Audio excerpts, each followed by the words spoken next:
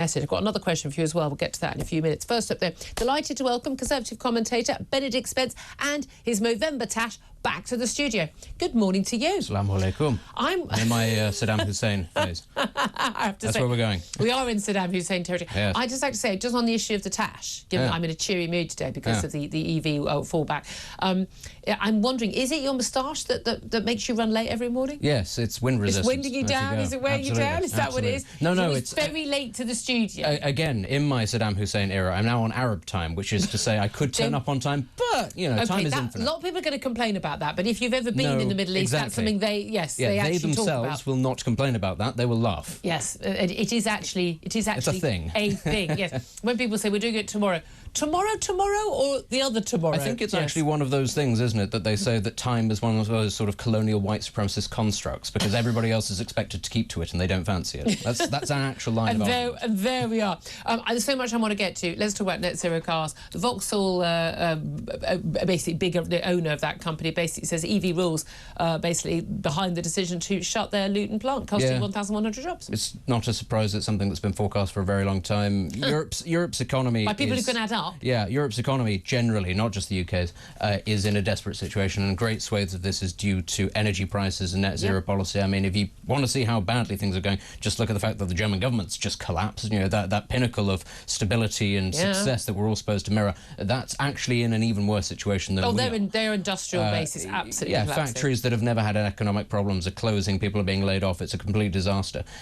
But, you know, for as long as we have ideologues in charge of policy, both here and abroad... Miliband. This absolute fixation that, if you just keep on going fast enough and hard enough, it'll happen, which, oddly enough, is the attitude, of course, that many communist countries took towards communism. Well, if we just did a little bit more communism, or indeed, if we just did a little bit more fascism, then people would see a point.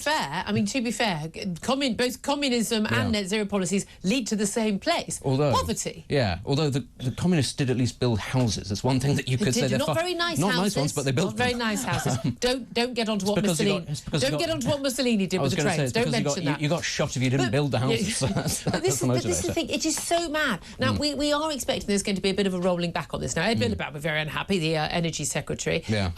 Energy Security and Net Zero Secretary, laughably, not going to... Neither of those are going to happen, love. They're mutually exclusive, but neither of them are going to happen. But this is the thing. Motorists will simply not be browbeaten into buying these things. Now, for company cars, there are a lot of financial incentives to encourage people when they get their fleet of company cars, they lease them for them to be electric vehicles. So those are sold to those companies. And basically, apart from that, and that's only a minority of the market, otherwise, it's ordinary motorists going, what car do I want? And they're still going, I'll have diesel or petrol, please. I can reliably, fill up the car. I can reliably get somewhere. I can get it mended easily. It's got some resale value. Oh, my God, if they kept the EV rules, I mean, I'm going to buy 3 diesel cars the day before the rules change. Keep them. They're going to be worth a fortune. I'm going to make my millions from this. We are going to still be using diesel and petrol cars for many years to come because they're reliable. I know so many people who've bought an EV who are really regretting it, especially... We're told all this rollout of places to charge. They're not there. How long it takes to charge, how much it costs to charge. And again, barely any resale value. How frequently you have to charge and how long it takes to charge did actually inspire me an idea that we could bring back the coaching in, because actually every 200 miles you'd have to stop to feed your horse, charge your car. But of course, it wouldn't be the worst idea. Pubs would make a comeback, but of course, this being the UK, we'd then have self-driving cars, which you wouldn't be allowed to stop and have a drink just in case, because that's the attitude that we have in this country. So you'd stop, and this car would theoretically drive itself, because that's the direction. You'd recharge it, and you have to sit there twiddling your thumbs and maybe having a carrot. It's just this is the future, guys. I'd just love to hear your thoughts. This is the Ed Miliband future. Ed Miliband future. By the way, Ed Miliband does not have much for future, but don't worry, he'll get some super duper job at some point at some international body where he can cause more havoc. But I'm saying, chickens coming home to roost, guys. But the people who can add up, the people making the cars, and the people who are buying cars with their hard-earned money, or paying the lease with their hard money, they don't want these cars. So what are you going to do? Are you just going to force us to have them? Funnily enough, people are just going, well, we just won't buy a new car then. And I mean, I love the fact the great British public are refusing to be conned by this madness. Guys, I'm loving you today. I think this is hilarious. I think the fact that this is all falling apart. I said it would. It's happening even sooner than I'd hoped it would. But I'd love to hear your thoughts on this. 0344 499 1000 is the number to call. If you're a massive big fan of the EV, give us a call as well. I'd love to hear all different sides on this. Let's also talk about something much easier to discuss than the net zero policies, and that's, of course, the Middle East. Israeli cabinet approved on Netanyahu's recommendation a US-backed peace plan a deal last night. Came into force at 4 a.m. UK time today with Hezbollah. Hezbollah forces, what are left of them, withdrawing from southern Lebanon, where they're not supposed to be anyway under UN rules, because the UN cares a lot about rules and amendments, and unless, of course, it's not Israel doing the wrong. And Israeli forces moving back from there. We've already seen many Israelis who've been moved from their homes in northern Israel driving back to return to their homes. How hopeful are you about this ceasefire holding more than the 60 days? Actually, quite hopeful. Hezbollah's lost. It's lost. That's why they're.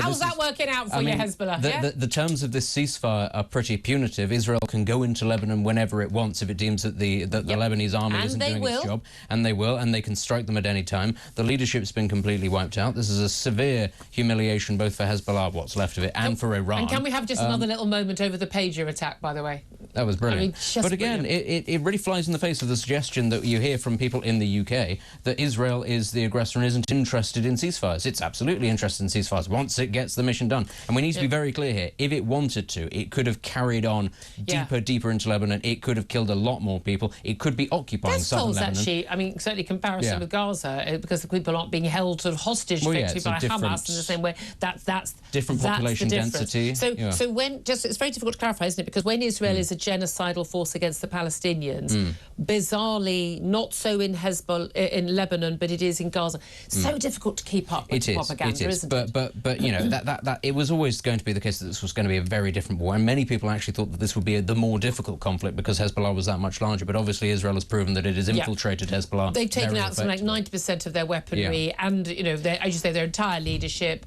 a huge number of their and fighters, their replacements. And their replacements. I mean, there was just a point when genuinely every day another person basically don't go in the job of being the leader, because any moment now you're going to be toppled. Well, we'll talk about this with I think Andrew Fox coming up in about half an hour's time. Let's also talk about stuff closer to home. BBC. Here we go, guys. The BBC Sports is naming their Women's Footballer of the Year. Now, I'm going out on a limb here. There was a time, old-fashioned as I am, when the Footballer of the Year who were women would be nominated only from people who are... Can you see where I'm going with this? Actual women. But no, the BBC, in their infinite wisdom, as a result of the mad lunacy that is at the BBC these days, decided to nominate one of the people up for this job, a player called Barbra Banda. Now, Barbra Banda is from Zambia and has been a very, very successful player. No doubt also nominated for the Ballon d'Or as well for women's player. The key thing here, though, is that the Zambian player had to withdraw from the 2022 Africa Cup of Nations match because he, and I'm going to use that term advisedly, he failed a sex eligibility test, heightened testosterone. He was basically DSD, which is this term, differences in sex development. So, like boxers in the Olympics, like some other athletes we've seen over the years, it's actually someone who has been believed to be a girl at birth, but was not actually a girl, was misassigned their sex at birth, and is actually male. And if you see pictures, I don't know if we can put a picture up of a Barbra Banda, is quite clearly a man. There's nothing about this person that is not quite clearly a man. He has been raised as if he were a girl and is a woman, but is genetically, chromosomally a man. OK, that's the thing. And yet he's been nominated. Now, he wasn't allowed to transfer to Real Madrid, having failed a sex test last year. Not allowed to play in the Africa Cup of Nations because he failed a sex test. He referred to as she repeatedly in all the articles about this, and he wins this. Now, it was a public vote on the nominees, but as J.K. Rowling has said, something about, the BBC basically decided it was more efficient to do this than going around and spitting in each individual woman's face instead. What is going on? Right off the bat, that's never a sentence I expected to hear. Failed a move moved to Real Madrid because failed a sex test, so it broke down. I mean, that's never stopped Real Madrid before.